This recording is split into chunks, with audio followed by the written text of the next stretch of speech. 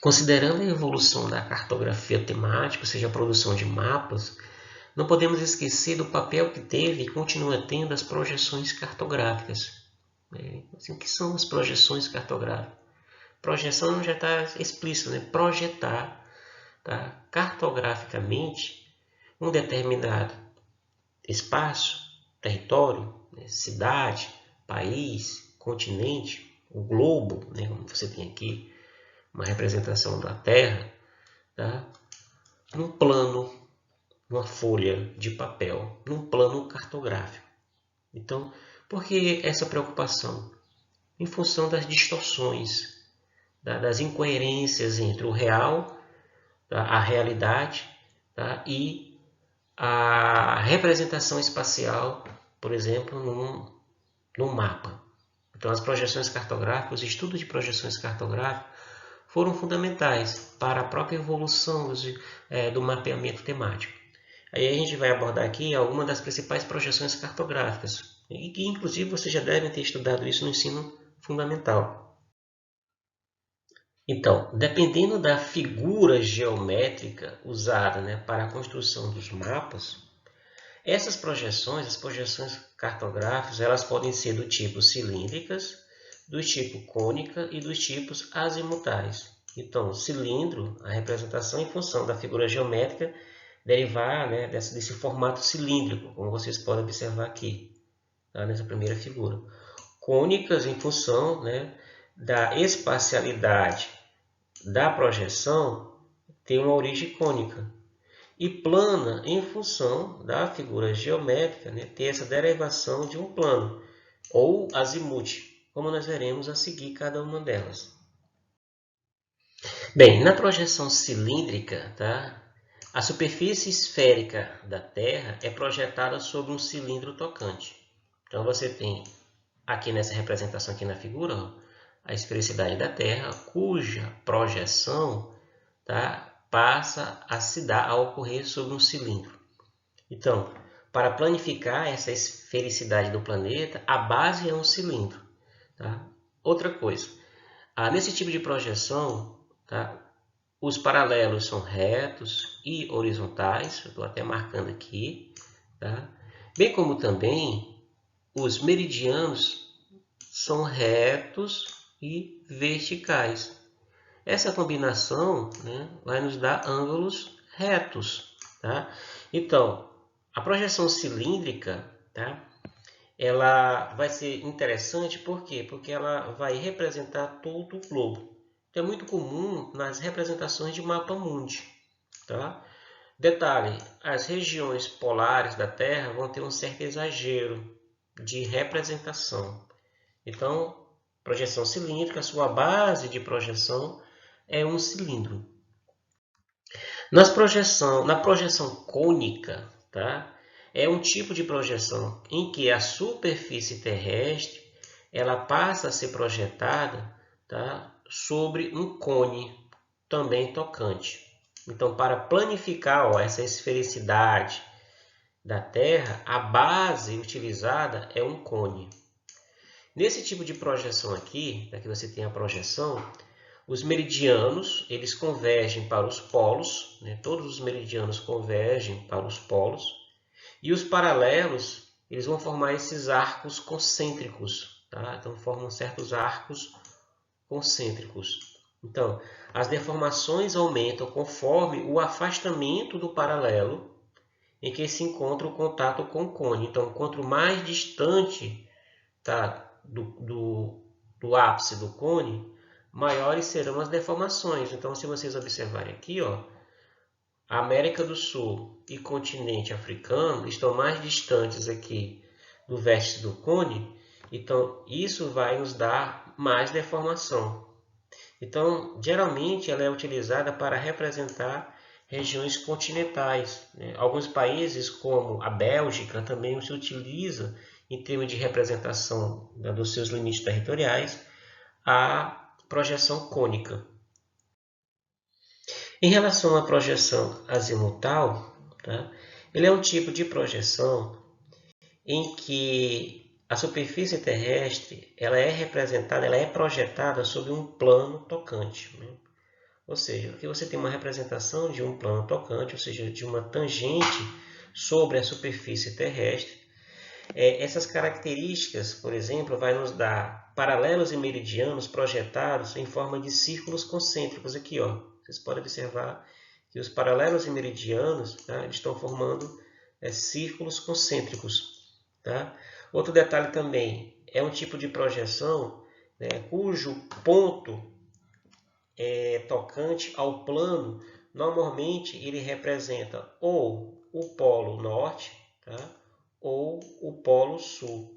Então, pelas características, né, desse tipo de projeção, nós teremos, por exemplo, uma representação plana, tá, das regiões polares, das regiões equatoriais, tá, e de projeções oblíquas. Tá? Então, ela é muito utilizada, né, para representar áreas menores. Tá?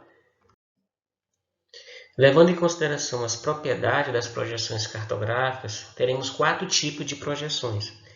Projeção conforme, projeção equivalente, projeção equidistante e projeção afilática. A projeção conforme, né, o nome já está dizendo, apresenta uma certa conformidade. Tá? Por exemplo, da projeção em relação à superfície terrestre, com algumas contraposições. Ou seja, na projeção conforme, tá, é mantido o mesmo ângulo das coordenadas geográficas. Então, essa permanência, essa manutenção do mesmo ângulo das coordenadas geográficas vai, de certa forma, conservar as formas terrestres. Tá? Porém, nesse tipo de projeção, tá, ela vai apresentar distorções em relação ao tamanho das áreas representadas. Então, aqui, por exemplo, eu tenho a projeção de Mercator, que é uma projeção cilíndrica. Tá? Então, nesse tipo de projeção, conforme, há um cruzamento, por exemplo, de paralelos e meridianos em ângulos retos. Tá? Então, em função, né, disso, eu vou ter o que? Ângulos conservados, então vai conservar as formas terrestres, tá? Porém, as áreas vão apresentar-se deformadas. Tá? Um outro tipo de projeção é a projeção equivalente. Tá? Bem, o nome já está dizendo, existe uma equivalência. Tá? Então, são projeções que apresentam bastante deformidade em torno de um ponto devido à variação da escala. Então, se a gente for perceber aqui, ó, por exemplo, aqui é a projeção de Peters, né, americana. Então, na projeção de Peters, tá, que é uma projeção equivalente, percebo que a região equatorial, né, com destaque para a América do Sul e África, assim como a Austrália, tá, existe uma deformidade nos limites territoriais, ou seja, nas formas desses continentes.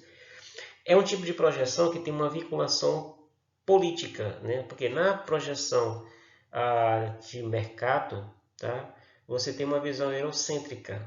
Tá? Inclusive, ela foi muito utilizada na Europa no período do mercantilismo, né, para impor essa visão eurocêntrica europeia, no caso. Então, aqui na projeção de Peters, você tem essa maior deformidade em função da variação da escala. Tá?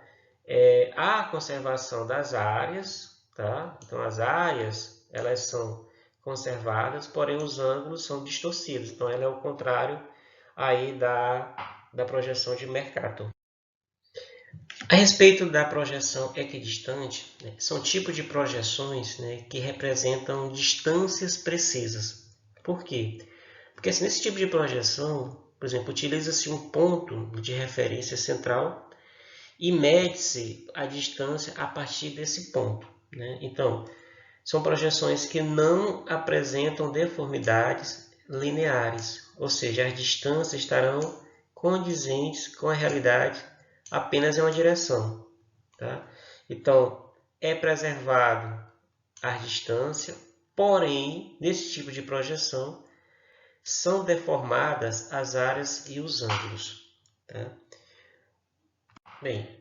Bem, a última projeção, que é a projeção afilática, ela também é conhecida como projeções arbitrárias. Né? Um bom exemplo das projeções afiláticas é a projeção de Robson. A projeção de Hobson, era um americano, ela procura preservar, por exemplo, as formas, tá? Então, há uma preocupação com as distorções em termos de ângulos e áreas, ou seja, uma maior preocupação com as coordenadas geográficas na projeção. Apesar que não se conservar, por exemplo, os ângulos, né, as distâncias, os comprimentos, mas o formato, né, e as áreas no conjuntura das coordenadas geográficas passa a ser uma preocupação na projeção de Hobson, tá? Então, por exemplo, essa distribuição aqui, ó, das coordenadas em termos de ângulo, né, formando ângulos retos, tá? E aí, nessa configuração da área, no conjunto da coordenada, isso é uma preocupação aqui na projeção cartográfica de Hobson, que é muito utilizada nos estudos norte-americanos, né? No ensino escolar norte-americano. Tá? Então, essas foram as projeções cartográficas, né, que serviram de base para esse processo de evolução, né, do mapeamento, inclusive da ciência cartográfica em si. Então, nós temos hoje já um acúmulo, né, de técnicas vinculadas à projeção de mapas. E essas projeções foram e continuam sendo importantes porque elas passam a representar o espaço geográfico, né? Então você tem representação do mapa mundi, de territórios, de continentes, de países, de lugares, tá? Em vários contextos, né? Por exemplo, contextos de territorialidade, em contexto de caracterização física, de caracterização populacional. E foram essenciais para se chegar hoje, por exemplo, a essa cartografia digitalizada, que já não se utiliza mais papel na representação cartográfica. Tudo isso passou a ser representada por meio, tá, das imagens de computadores. Tá?